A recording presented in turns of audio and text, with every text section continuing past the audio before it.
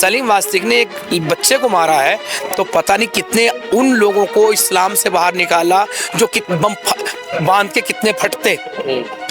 ये भी तो देखिए कितने फटते, कितनी बहन बेटियों के साथ लव जिहाद होता, और वो हिंदू बहन बेटी वहां जाके जिहादियों को जन्म देती।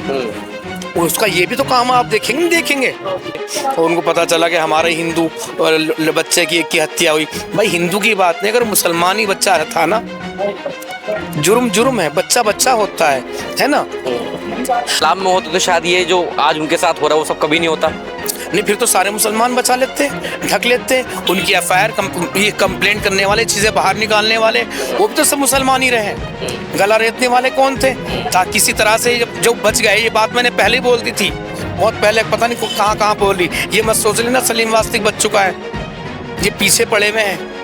लेकिन ऐसे नहीं फंसा तो ऐसे फंसाया क्या हो, या सच्ची घटना क्या हो, जो भी क्या हो, जो दुर्घटना जो भी उन्होंने कर चुके थे पहले, तो पीछे पड़े हुए थे। और आज पूरे उसमें जश्न है, मुस्लिम समाज में ईद मनाई जा रही है कि एक मलून मर गया, अल्लाह का दुश्मन चला गया, शैतानों का शैतान चला गया, इब्लीस चला गया, खबीस चला गया, और मिठाइयाँ बांट रहे हैं। और ऐसा एक दोगला एक्स मुस्लिम, उसका नाम नहीं लूँगा, मुझे सुअर से ज़्यादा घृणा होने लगी।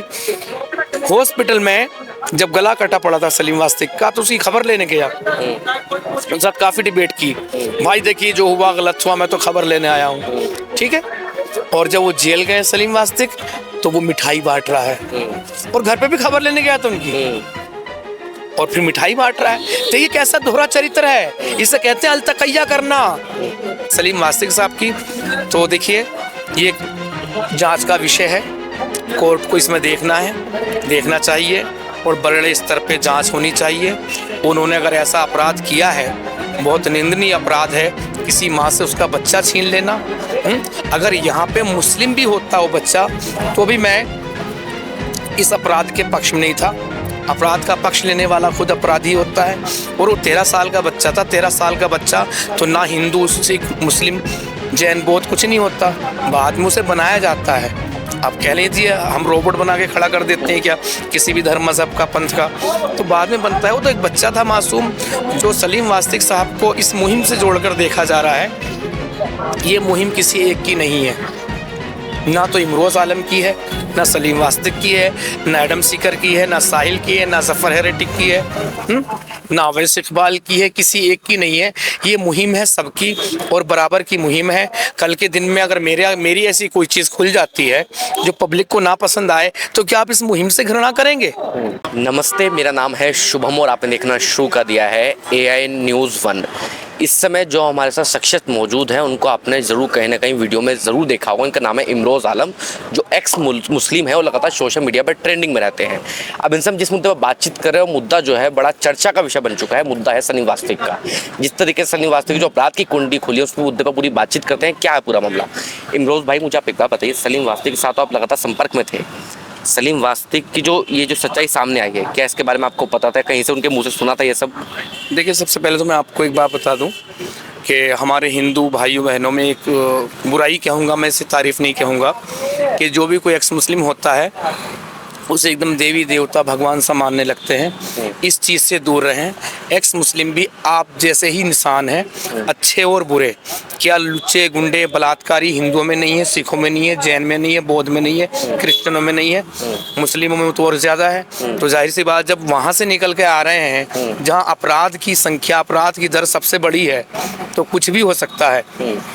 तो व्यक्ति से नहीं, उसके विचार से प्यार करें। मैं तो मर जाऊंगा, रह क्या जाएगा, विचार ही तो रह जाएगा ना। तो व्यक्ति के बारे में कभी इतना वो ना रखे, उसके विचार के बारे में रखे। और रही बात सलीम वास्तिक साहब की, तो देखिए ये जांच का विषय है, कोर्ट को इसमें देखना चाहिए, और बड़े स्तर पे जांच होनी चाहिए। उन्होंने अगर ऐसा अपराध किया है, बहुत निंदनीय अपराध है, किसी माँ से उसका बच्चा छीन लेना। अगर यहाँ पे मुस्लिम भी होता वो बच्चा, तो भी मैं इस अपराध के पक्ष में नहीं था। अपराध का पक्ष लेने वाला खुद अपराधी होता है। और वो 13 साल का बच्चा था, 13 साल का बच्चा तो ना हिंदू, सिख, मुस्लिम, जैन, बौद्ध कुछ नहीं होता, बाद में उसे बनाया जाता है। आप कह लीजिए हम रोबोट बना के खड़ा कर देते हैं क्या किसी भी धर्म मजहब का पंथ का, तो बाद में बनता है। वो तो एक बच्चा था मासूम, जो चीज़ें घटनाएं निकल के सामने आई है ना, कोर्ट देखेगा। और सबसे महत्वपूर्ण एक बात बता दूं, जो सलीम वास्तिक साहब को इस मुहिम से जोड़कर देखा जा रहा है, ये मुहिम किसी एक की नहीं है, ना तो इमरोज़ आलम की है, ना सलीम वास्तिक की है, ना एडम सीकर की है, ना साहिल की है, ना जफ़र हेरेटिक की है, ना अवैस इकबाल की है, किसी एक की नहीं है। ये मुहिम है सबकी और बराबर की मुहिम है। कल के दिन में अगर मेरी ऐसी कोई चीज़ खुल जाती है जो पब्लिक को ना पसंद आए, तो क्या आप इस मुहिम से घृणा करेंगे? मुहिम से घृणा करेंगे क्या? भाई यहाँ तो अच्छे भी लोग जुड़ेंगे, बुरे भी लोग जुड़ेंगे। और जैसे मैंने पहले ही बता दी, वहाँ से निकल के लोग आ रहे हैं जहाँ अपराध की दर संख्या सबसे ज़्यादा है। सलीम वास्तिक ने जो भी किया था वो उसका पिछला कुकर्म था, उसके बाद तो उन्होंने ऐसी कोई घटना नहीं देखी। हाँ, हालांकि आपने एक सवाल किया मैं उनके करीब रहता था, नहीं, उनकी हमारी पटती नहीं थी, बिल्कुल नहीं पटती थी वो मुझसे। इसलिए मैं बता दूं, कोई ये ना सोचे कि वो मुझसे नफरत करते हैं इसलिए मैं उनकी कुछ बुराई कर रहा, बुराई नहीं कर रहा भाई, मैं रियलिटी बता रहा हूँ। मुझे पसंद नहीं करते तो नहीं करते थे, उनकी अपनी मर्जी। उन्होंने हमारी पद यात्रा को भी रोकने के लिए बहुत कोशिश की, मेरा स्टैंडर्ड डाउन किया, वो उनका करना है। मैं 10 दिन की ना करके 2 दिन की कर ली, लेकिन करके दिखा दिया। तो इसलिए मैं कोई उनकी बुराई नहीं कर रहा, जो चीज़ है वो चीज़, उनके काम मुझे अच्छे लगे हैं। एकदम हेकड़ी के साथ बोलते थे, इतनी डेयरिंग के साथ बोलते थे, वो डेयरिंग जल्दी से किसी भी एक्स मुस्लिम के पास नहीं है। सबसे पहले उन्होंने जो एक्स मुस्लिम मुहिम का अपना पोस्टर जो पकड़ के दिल चाहिए जामा मस्जिद पर लेके गए दिल्ली की, कौन सा एक्स मुस्लिम किया? हालांकि फिर मैं भी कम कांड नहीं किया, मैं जाऊँ जंतर मंतर पे कुरान को लेके बैठा और पब्लिकली लेके बैठा। खैर वो तो मैंने बाद में किया, लेकिन शुरुआत जिस शख्स ने की, तो उनके अच्छे काम भी देखे जाए। व्यक्ति तो अच्छा भी होता है, बुरा भी होता है, उनके विचार को देखा जाए। और उनकी जो चीज़ें थी पुरानी थी, वाल्मीकि भी कर चुके थे, बहुत सारी चीज़ें रही अपने, इनकी भी क्या बोलते हैं, उंगलीमल डाकू भी रहे, और कितने संत ऐसे रहे बाद में पापों का प्रायश्चित किया। और यही तो है ना प्रारब्ध। सनातन धर्म से मुझे इसीलिए प्यार है कि इसमें कर्मों का फल है। कोई शिव लीला, कृष्ण लीला, किसी भगवान की लीला है या नहीं है, लेकिन कर्म लीला ज़रूर है। प्रेमानंद महाराज भी कहते हैं बार बार, प्रारब्ध नहीं बदल सकता, वो भोगना ही भोगना पड़ेगा। अगर सलीम वास्तिक साहब ने इसी जन्म में किया है या किसी और जन्म का भोग रहे हैं, ऐसा कर रहे हैं, तो वो सनातन की प्रक्रिया है, वो इस प्रकृति की प्रक्रिया है। अगर शायद इस्लाम में होते तो शायद ये जो आज उनके साथ हो रहा है वो सब कभी नहीं होता। नहीं, फिर तो सारे मुसलमान बचा लेते, ढक लेते। उनकी एफआईआर ये कंप्लेंट करने वाले, चीज़ें बाहर निकालने वाले, वो भी तो सब मुसलमान ही रहे। गला रेतने वाले कौन थे? ताकि किसी तरह से जो बच गए, ये बात मैंने पहले बोल दी थी, बहुत पहले, पता नहीं कहाँ बोली। ये मत सोच लेना सलीम वास्तिक बच चुका है, ये पीछे पड़े हुए हैं। लेकिन ऐसे नहीं फंसा तो ऐसे फंसाया क्या हो या सच्ची घटना क्या हो, जो भी क्या हो, जो दुर्घटना जो भी उन्होंने कर चुके थे पहले, तो पीछे पड़े हुए थे। और आज पूरे उसमें जश्न है, मुस्लिम समाज में ईद मनाई जा रही है कि एक मलून मर गया, अल्लाह का दुश्मन चला गया, शैतानों का शैतान चला गया, इब्लीस चला गया, खबीस चला गया, और मिठाइयाँ बांट रहे हैं। और ऐसा एक दोगला एक्स मुस्लिम, उसका नाम नहीं लूँगा, मुझे सुअर से ज़्यादा घृणा होने लगी। हॉस्पिटल में जब गला कटा पड़ा था सलीम वास्तिक का, तो उसकी खबर लेने गया, उनके साथ काफ़ी डिबेट की, भाई देखिए जो हुआ गलत हुआ, मैं तो खबर लेने आया हूँ, ठीक है। और जब वो जेल गए सलीम वास्तिक, तो वो मिठाई बांट रहा है, और घर पे भी खबर लेने गया था उनकी, और फिर मिठाई बांट रहा है। तो ये कैसा दोहरा चरित्र है, इसे कहते हैं अलतकैया करना, झूठ भी बोल दो इस्लाम के लिए, ये सारी चीज़ें। तो देखिए, मैं सलीम वास्तिक के जो अच्छे काम किए, उन कामों के साथ वो मुझे क्या समझते क्या नहीं समझते थे, मुझे उससे मतलब नहीं है। हमारा मिशन एक है। जब बात आए ना मिशन के, जब देश आज़ाद हो रहा था ना, तो बहुत सारे आप इतिहास में जाएंगे, हमारे उस वक्त के योद्धा आपस में एक दूसरे को पसंद नहीं करते थे, लेकिन मिशन एक ही था, याद रखें। हमारा मिशन एक, तो उनके अच्छे कामों के साथ सभी सनातनियों को देना चाहिए, और इस मुहिम से जोड़कर ना देखना चाहिए। कल इमरोज़ आलम कुछ ऐसा कांड निकल के आ जाए और फिर तुम क्या वो मुहिम से नफरत करने लगो, सारे एक्स मुस्लिमों से नफरत करने लगो, तो भाई ये गलत बात है। और बात कर रहे हैं मौलाना लोग कि और हिंदू भी बोल रहे हैं मुसलमानों की भाषा आजकल, कुछ संत लोग, सन्यासी लोग, ये IS इसके एजेंट हैं, पाकिस्तानी एजेंट बता रहे हैं हमें, और वही बात हमारे मुल्ले भी बोल रहे हैं। फ़र्क क्या रह गया तुम में? भाई फ़र्क क्या रह गया तुम में? सलीम वास्तिक ने एक बच्चे को मारा है तो पता नहीं कितने उन लोगों को इस्लाम से बाहर निकाला जो बम बांध के कितने फटते, ये भी तो देखिए कितने फटते, कितनी बहन बेटियों के साथ लव जिहाद होता, और वो हिंदू बहन बेटी वहाँ जाके जिहादियों को जन्म देती। उसका ये भी तो काम आप देखेंगे नहीं देखेंगे?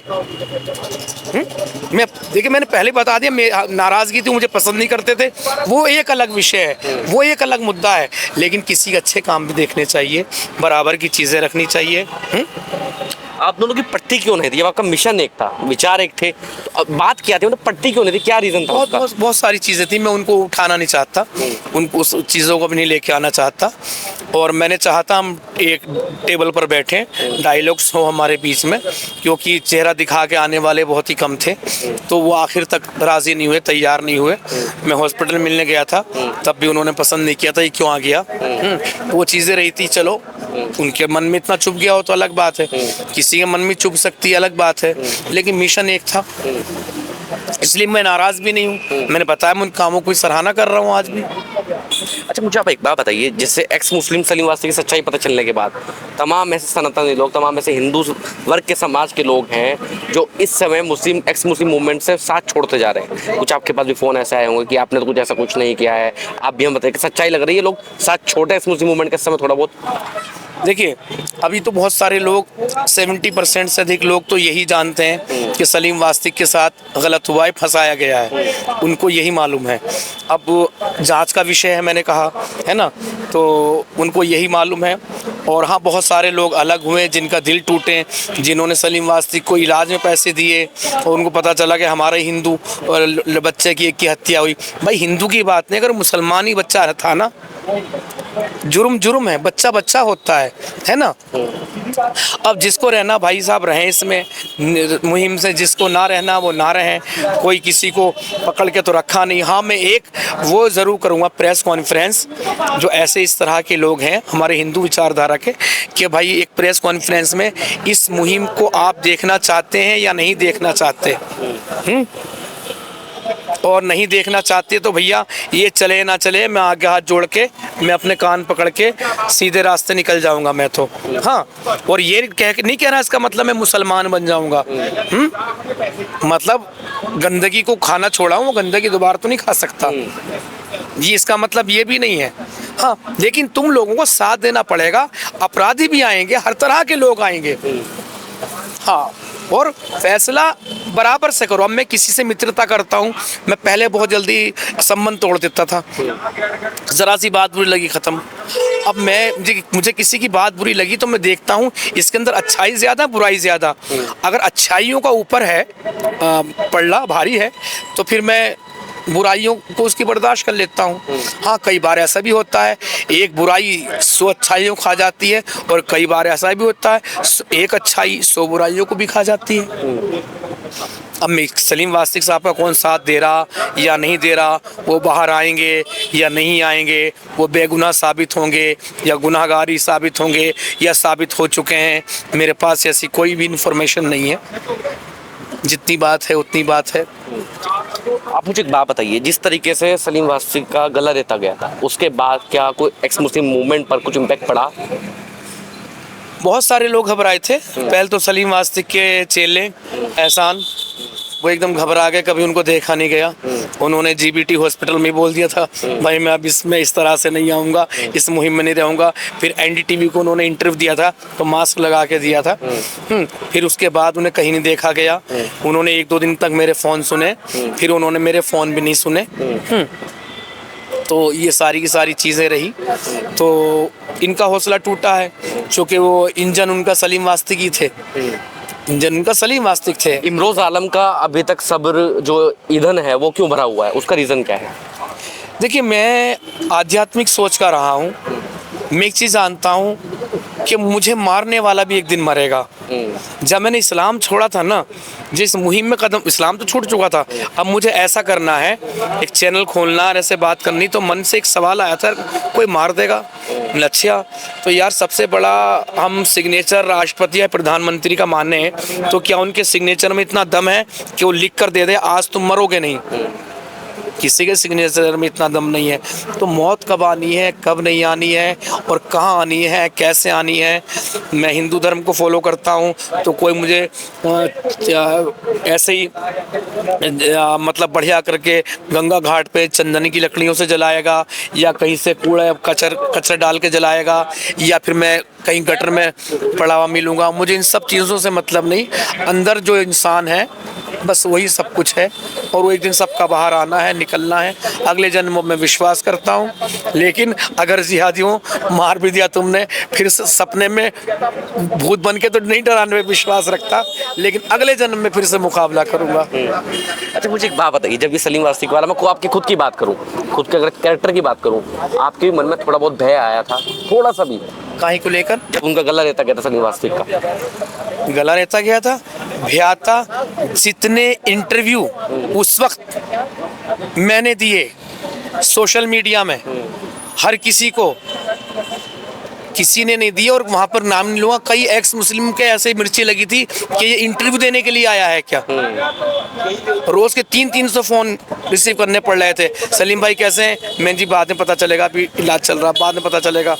तो डर लगता, भय लगता। जो इनके साथी थे, एहसान भाई को ऐसा रहना चाहिए था क्या, चलो वो और काम काज में लगे हुए थे। तो और भी एक्स मुस्लिम थे वहाँ पे जो चेहरा दिखा के आते थे, वो तो नहीं आए।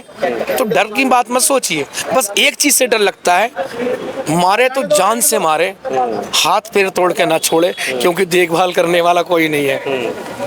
बस इस चीज़ का भय है, बस इस चीज़ का भय, और कोई भय ना था, ना है और ना कभी रहेगा।